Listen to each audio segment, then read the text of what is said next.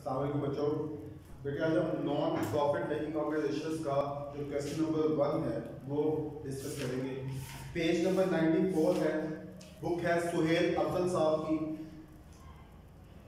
From the following receipts and payment account for the year ended 31st December 2016, prepare the income and expenditure account. बेटा आपने receipts and payment account की मदद से आपने क्या तैयार करना है? इनकम एंड एक्सपेंडिचर अकाउंट तैयार करना है।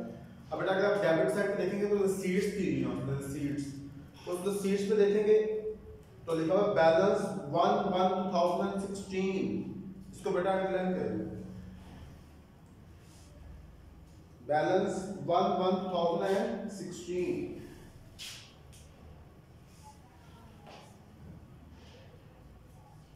ये जो बेटा बैलेंस 1/1/2016 है ये बेसिकली कैश है, कैश एट द स्टार्ट। बेटा कैश वाले क्या होते हैं? एसेट होते हैं। हमने कहा हम क्या बना रहे हैं? इनकम एंड एक्सपेंडिचर अकाउंट, इसलिए ये balance income and expenditure account में नहीं आएगा, इसको बेटे हम इग्नोर कर देंगे। सब्सक्रिप्शन लिखा हुआ है, बेटा सब्सक्रिप्शन इनकम होती है। लाइफ मेंबरशिप फी, इसके बारे में बेटे हमने कहा था जैसे उसने हमें इंस्ट्रक्शंस दी होंगी हम वैसे ही इसको कर देंगे। अगर उसने क्वेश्चन में कहा होगा कि आप इसे अपनी इनकम लिखें तो हम इनकम लिख देंगे। अगर उसने कहा होगा कि आप लायबिलिटीज लिखें तो लायबिलिटीज लिख देंगे। चलो नेक्स्ट है इंटरेस्ट। बेटा ये रिसीट साइड पे है, मतलब पैसे रिसीव किए आपने, इंटरेस्ट रिसीव्ड होगा, इनकम होगी बेटे। एडमिशन फीस, इसका बेटा मैंने सेम आप लोगों से बात की थी कि इसमें भी जैसे उसने इंस्ट्रक्शंस दी होंगी हम वैसे इसको ट्रीट करेंगे। अगर उसने कहा होगा इनकम लिखे तो इनकम लिख देंगे, अगर उसने कहा होगा लायबिलिटी लिखे तो लायबिलिटी लिख देंगे। लेकिन यहाँ बेटे मैंने ये भी कहा था कि अगर उसने कोई इंस्ट्रक्शन ना दी हो तो हमेशा इसे इनकम लिखते हैं। तो इस क्वेश्चन में इसके लिए कोई इंस्ट्रक्शंस नहीं दी हुई तो आप इसे बेटा अपनी इनकम लिखेंगे। उसके बाद है जी मिसलेनियस रिसीट्स इनकम और डोनेशन फॉर बिल्डिंग फंड। देखिए डोनेशन फॉर बिल्डिंग फंड, बेटा यहाँ पे जो डोनेशन है ये हमने इकट्ठी किया किसी खास मकसद के लिए, स्पेसिफिक पर्पस के लिए। हमने ये बात डिसाइड की थी कि जब भी डोनेशन फॉर बिल्डिंग फंड या donation for charity fund, fund का लफ्ज लास्ट पे आ गया था बेटे, तो वो जो डोनेशन होगी वो हमेशा बेटे हमारी लायबिलिटी होगी क्योंकि वो स्पेसिफिक डोनेशन होगी। पेमेंट साइड पे आ जाए तो बेटा salaries and wages expense, rent expense, general expenses expense, furniture asset, printing expenses expense, repairing charges expense and balance on 31st December 2016। तो बेटा ये दिया ना बैलेंस ऑन 31st December 2016, ये बेटा कैश एट द एंड है। तो बेटा कैश यहाँ पे क्या है हमारा? एसेट है, और एसेट इक्वल एक्सपेंडिचर अकाउंट में नहीं है। लास्ट पे देखिए क्या है? सब्सक्रिप्शन इन एरियर, बेटा इन एरियर बकाया चार्ज, इसको लिखे रिसीवेबल, रिसीवेबल, इसके आगे लिखे रिसीवेबल। ये क्या है? ये बेटा subscription due but not received, ये बेटा सब्सक्रिप्शन रिसीवेबल है।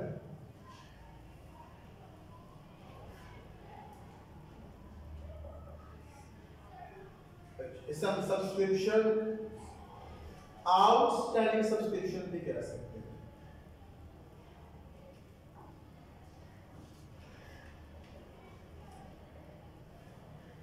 इसे हम मेरे बच्चे सब्सक्रिप्शन इन एरियर भी कह सकते हैं। सब्सक्रिप्शन इन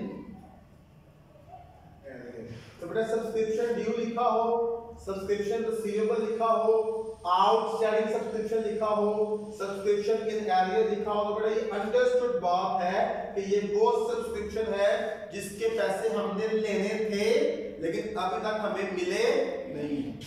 इसका मतलब आपने पैसे लेने थे, ये आपकी बेटा इनकम है, लेकिन अभी तक आपने पैसे रिसीव नहीं किए।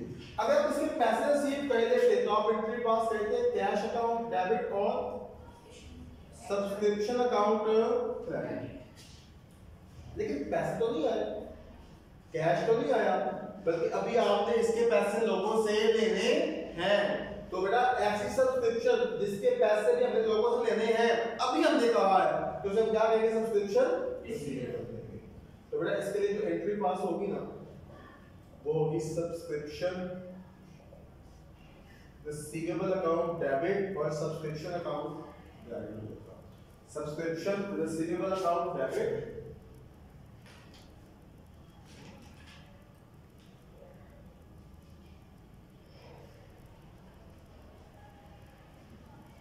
और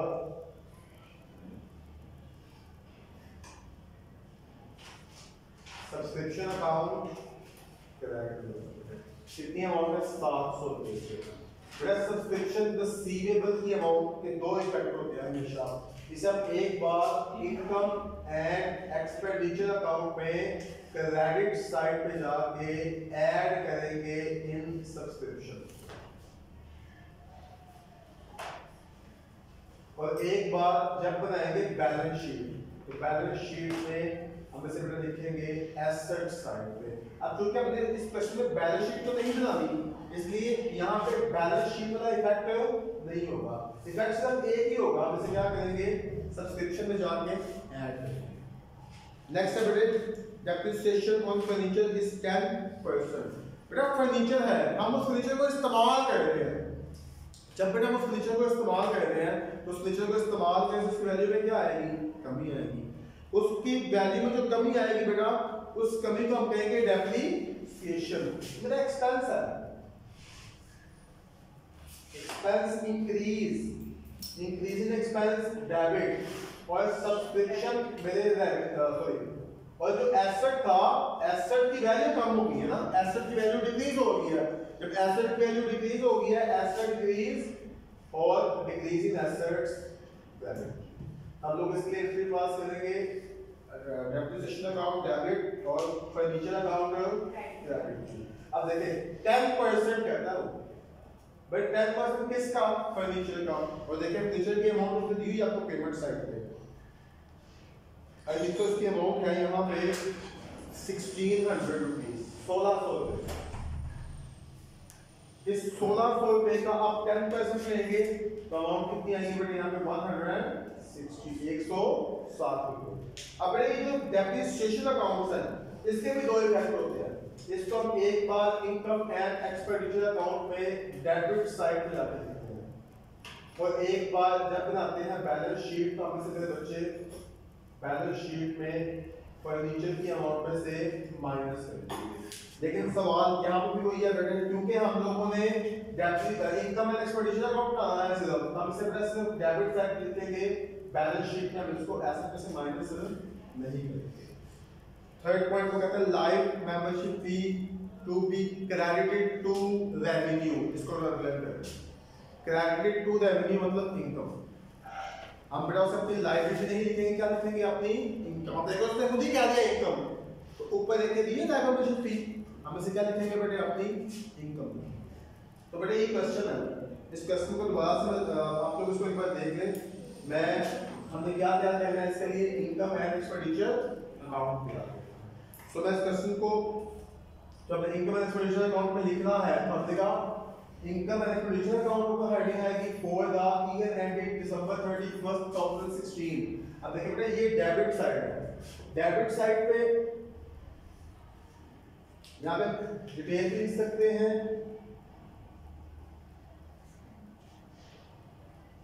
एक्सपेंडिचर भी लिख सकते हैं, और क्रेडिट साइड पे आप डिटेल भी लिख सकते हैं और इनकम्स भी लिख सकते हैं। अब देखिए इनकम्स की बात कर रहे हैं तो रिसीट साइड पे देखिए लिखा हुआ सब्सक्रिप्शन। हमने कहा सब्सक्रिप्शन क्या है, हमारी इनकम। कितनी अमाउंट है बेटा सब्सक्रिप्शन की, 3260 रुपए। अब बेटा इसमें ऐड करेंगे, वो सब्सक्रिप्शन ऐड करेंगे जो हमने जिसके पैसे लेने हैं लेकिन अभी तक मिले नहीं कितनी अमाउंट है 700 रुपया। पहले कैसे हम इनकम एंड एक्सपेंडिचर अकाउंट में क्रेडिट साइड पे जाके ऐड कर देंगे सब्सक्रिप्शन में, ऐड सब्सक्रिप्शन रिसीवेबल 700 रुपये। तो यहाँ पे कितना आएगा 3960। उसके बाद मेरा नेक्स्ट लिखा हुआ है लाइव मेंबरशिप फी। तो उसने खुद ही क्या दिया कि live membership fee is to be credited to revenue. इसका मतलब ये भी किस साइड पे आएगी, आपकी इनकम साइड पे आएगी। लाइव मेंबरशिप फी तो बेटा कितनी अमाउंट है 500 रुपये। उसके बाद नेक्स्ट चलिए इंटरेस्ट। तो भाई इंटरेस्ट रिसीव्ड है, इनकम है।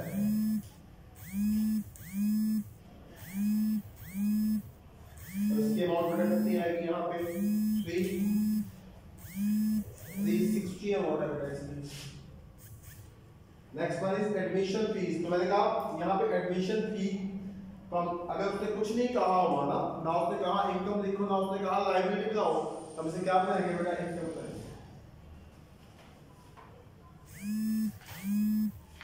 एडमिशन फीस,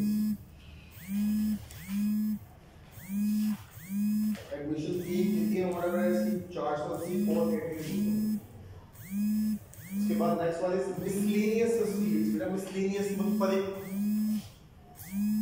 ये इसमें बहुत सारी छोटी-छोटी इनकम आती है जिनको हम के अलग नाम से नहीं लिखते क्योंकि उनकी अमाउंट बहुत स्मॉल होती है। मिसलेनियस रिसीट्स बेटा कितनी अमाउंट आएगी इसकी 100। तो बेटा देखिए इनकम साइड पे सब चीजें आती हैं, एक्सपेंस साइड पे तो बेटा सैलरी तक देखिए।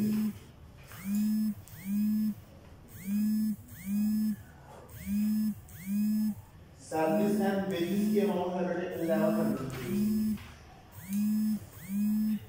फिर बेटे रेंट है, रेंट की अमाउंट है बेटे 1000 रुपीस। उसके बाद बेटे जनरल एक्सपेंसेस दिए हुए हैं,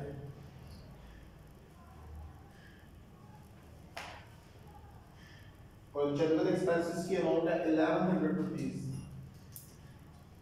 उसके बाद बेटे फर्नीचर है, तो देखिए फर्नीचर हमारे क्या होते हैं एसेट। इससे रिलेटेड हमें एक एडजस्टमेंट दी हुई है और वो एडजस्टमेंट किस हवाले से है डेप्रिसिएशन के हवाले से। तो हमने कहा यहाँ फर्नीचर तो नहीं आएगा लेकिन जो इस फर्नीचर का हमने डेप्रिसिएशन चार्ज की है बेटे वो यहाँ पे आएगी, डेप्रिसिएशन ऑन फर्नीचर कितनी अमाउंट है 160 तो 700 रुपए से। उसके बाद मेरा प्रिंटिंग एक्सपेंसिव है प्रिंटिंग के,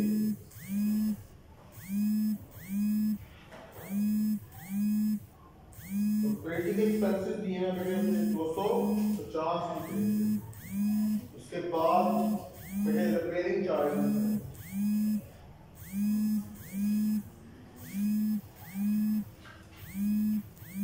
बड़ी रिपेयरिंग चार्जेस यहाँ पे गिवन है, ये भी कितने यहाँ पे 300 रुपीस। और लास्ट में दिया बैलेंस, तो बैलेंस अब देखा हमारा एसेट है तो एसेट यहाँ पे नहीं है। अब देखिए इनकम भी आ गई है एक्सपेंसेस भी आ गए हैं।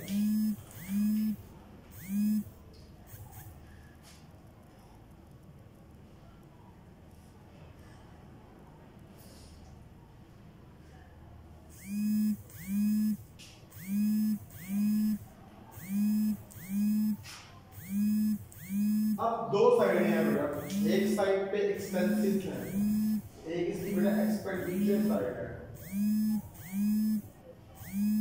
और एक बेटा इसकी इनकम साइड है। एक्सपेंडिचर साइड डेबिट साइड है और इनकम साइड क्रेडिट साइड है। अगर आप इनकम डेबिट साइड का टोटल करें तो कितनी अमाउंट आएगी 1100 plus 1000 plus 1100 plus 160 plus 250 plus 300 जी टोटल में कितनी अमाउंट आएगी। डोनेशन नहीं आएगी बेटा, डोनेशन फॉर बिल्डिंग फंड है तो वो वहां पे स्पेसिफिक डोनेशन है जी आपकी, वो लायबिलिटी होगी वो इनकम नहीं होगी। 3910 क्रेडिट साइड पे कितनी अमाउंट आएगी 3960 plus 500 plus 360 plus 480 plus 100 5400 rupees बेटा इनकम आएगी यहाँ पे। अब इसका डिफरेंस निकालें। अगर आप इसको आप 5400 में से 3910 रुपये माइनस करेंगे, डिफरेंस आएगा 1490। That difference is called balance. Balance होता है the difference between the two sides of an account is called balance. और बैलेंस हमेशा हम लिखते हैं कम वाली साइड पे, जिस साइड पे रकम कम होती है। अब यहाँ पे देखिए एक्सपेंडिचर साइड पे रकम कम है, तो हम बेटा इसको लिखेंगे यहाँ पे 1490 जी। और इस डिफरेंस को हम क्या करेंगे बेटे, सरप्लस करेंगे, क्योंकि हमने ये बात पे डिसाइड की हुई है कि जब भी किसी इनकम एंड एक्सपेंडिचर अकाउंट में इनकम ज्यादा हो एक्सपेंस से, तो उस फर्क को हम सरप्लस बनाते हैं। तो सरप्लस नाम से आएगा जी 1490। और इसको हम बेटा के ट्रांसफर करेंगे कैपिटल अकाउंट में, ट्रांसफर टू कैपिटल। इधर भी बेटा 5400 रुपीस आ जाएंगे, 5400 रुपया। और इधर भी कितना आएगा, 5400 रुपीस आ जाएंगे। तो बेटा ये क्वेश्चन आप लोगों के सामने है। इस क्वेश्चन में आप लोगों को मसला है कि क्वेश्चन को पूछते हैं। क्लियर हो गया जी? अल्लाह ताला सबको आसानियां दे और दूसरों के लिए आसानियां पैदा करने की तौफीक अता फरमाए। अल्लाह हाफ़िज़।